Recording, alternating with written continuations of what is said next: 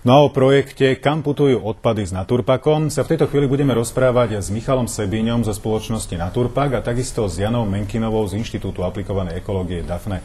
Príjemný večer, vítajte u nás v štúdiu. Dobrý večer. Na úvod by sme si v krátkosti mohli predstaviť tento projekt. Nech sa páči. Takže náš inštitút DAFNE sa venuje popri odbornej činnosti už 12 rokov aj ekovýchovným programom na rôzne témy, ako sú les, odpady, skameneliny. A práve odpady sú jednou z takých najatraktívnejších a najobľúbenejších tém. Takže bol to také pojitko, ktoré vlastne nás inšpirovalo. Prepáčte, vstúpim vám do toho najobľúbenejších tém v rámci verejnosti alebo v rámci detí? V rámci programov, ktoré ponúkame pre školy. Ponúkame rôzne a práve odpady sú také veľmi obľúbené. A ako ste prišli na tie deti? Nedá sa mi to nespýtať, pretože myslím si, že toto je program, ktorý sa dotýka celej verejnosti. Odpady, triedenie odpadov, následná recyklácia. Prečo práve deti? Lebo myslíme si, že deti sú práve takými najlepšími učiteľmi pre rodičov a keď si niečo zažijú počas toho programu, tak sa im to ľahšie aj vžije, zapamätá, vedia to dobre preniesť práve doma do rodín a ľahšie sa to potom aplikuje a priamo aj v tom živote potom využíva. Keby som to tak odľahčil, by som povedal, že kto chodí vysypať tie smeti doma, zvyčajne chodia tí najmenší, tie deti, čiže oni keď si to zažijú v škole, keďže majú to nejak podané takou hravou formou, ako sme to videli v tom príspevku, tak zrejme oni sú potom ochotní triediť ten odpad a následne, tak ako ste spomínali, to prenesú na tých rodičov. Dúfame, že je to jedna z vecí tiež, ktorá sa podarí vďaka týmto programom. Nedám, aby som sa nespýtal, tento program aplikujete v Bratislave, v okolí, alebo idete na celé Slovensko? Tak tým, že sídlo máme v Bratislave, tak reálne vieme pokryť Bratislavu a blízke okolie, ale ak je záujem a možnosť z nejaké projekty, tak radi prídeme aj do vzdialenejších miest. Videli sme to v tom príspevku, že pani učiteľka v triede to tým deťom nejak prednáša, vysvetľuje. Zrejme pre tie deti je to celkom príjemné, pretože neskúša sa, neznámkuje sa, nie sú z toho domáce úlohy.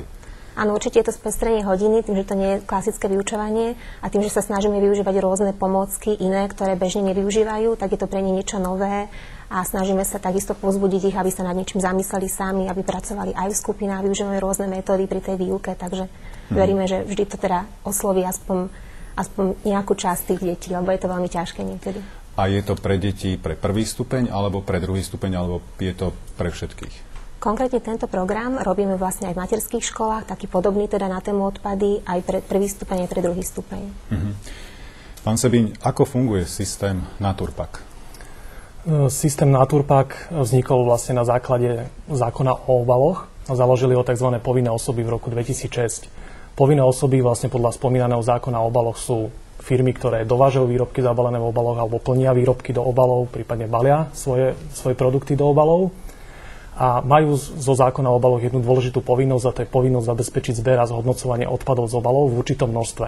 To množstvo vlastne vyplýva z toho, koľko obalov uvedú na trh. Túto povinnosť si môžu zabezpečiť práve prostredníctvom oprávnených organizácií. Jednou z oprávnených organizácií je vlastne aj, alebo naša oprávnená organizácia práve prevádzkuje aj systém Naturpak. A následne tieto oprávnené organizácie vlastne financujú prevádzku a rozvoj triedeného zberu a recyklácie odpadov. Neprejaví sa to v cene toho konkrétneho výrobku tým, že vlastne treba zaplatiť celú tú recykláciu, treba zaplatiť ten zvoz a venovať sa tomu?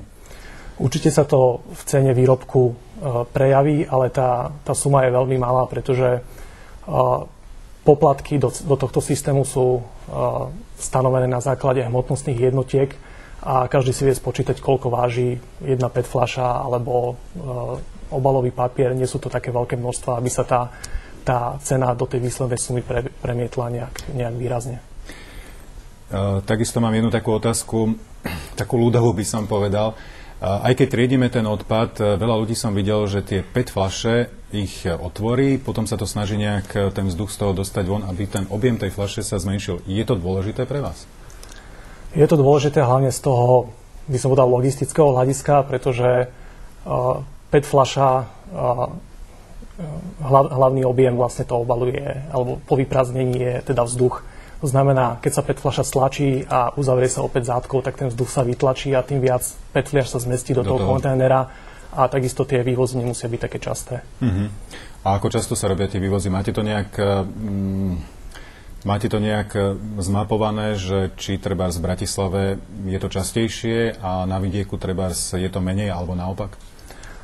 Ako hovorila pred chvíľou kolegyňa, ten systém triedeného zberu sa líši od mesta k mestu, od obce k obci, takže je to naozaj individuálne. Samozrejme, v hustej zástavbe na veľkých sídliskách vzniká ten odpad častejšie a takisto tie vývozy sú častejšie ako na menších obciach. Kde sú ľudia ochotnejší triediť ten odpad? Vo veľkých mestách, napríklad v Bratislave, alebo skôr na vidieku?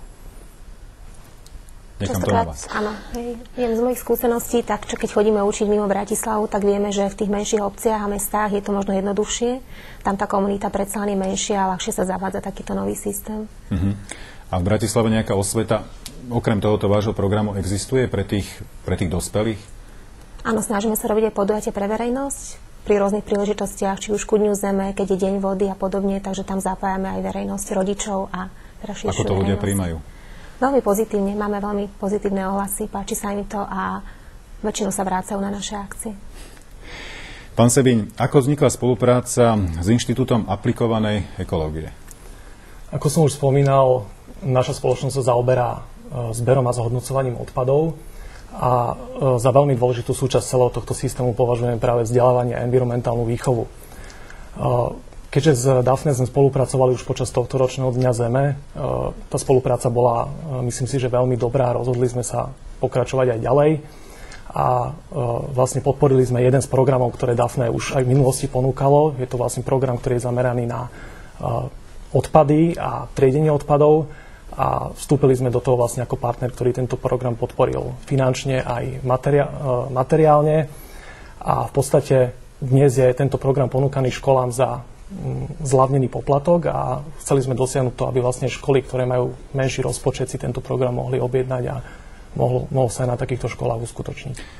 Je to trochu netradičné, že vlastne súkromná firma vstúpila do takejto spolupráce s občianskym združením. Plánujete aj nejaké ďalšie aktivity v tomto smere? Momentálne... Myslel som konkrétne s týmto občianskym združením, okrem tohoto projektu. Momentálne sme dnes začali vlastne prvú hodinu environmentálnej výchovy spoločne s Dafne, takže je to prvý rok našej spolupráce a v podstate dnes sa uskutočnila prvá hodina, prvý deň, takže čaká nás celý školský rok, takže myslím, že naše plány sú ešte otvorené. Uvidíme, ako školský rok dopadne, ale ja dúfam, že budeme spolupracovať aj naďalej aj v iných oblastiach. Posledná otázka. V akom štádiu je triedenie odpadu u nás v porovnaní s ostatnou Európou? Tu by som na začiatok povedal, že čo sa týka produkcie komunálneho odpadu na obyvateľa a rok, tak Slovensko je na chvoste Európskej únie. Čo sa môže zdať, že je celku pozitívne, ale horšie je to, keď sa pozrieme už na to, akým spôsobom sa nakladá už so vzniknutým odpadom. Takmer 80% odpadu, ktorý sa vyprodukuje na Slovensku, končí na skladkách. A vlastne európska smernica o odpadoch hovorí, že skladkovanie by malo byť až jednou z posledných možností, ako nakladať s odpadmi. Malé percento odpadov sa materiálovo zhodnocuje, teda recykluje.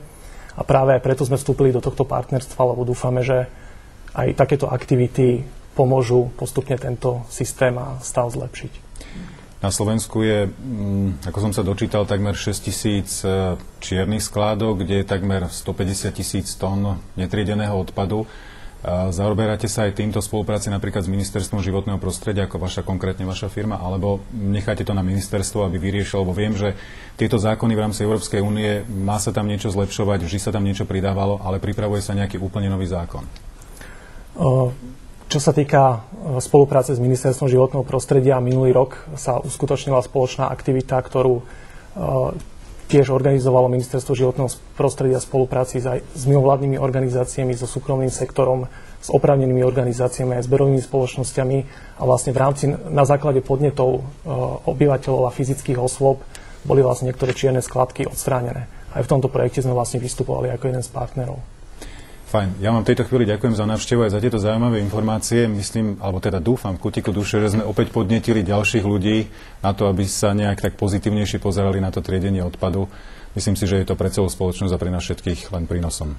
Ďakujem ešte raz. Majte sa pekne a príjemný večer. Ďakujeme.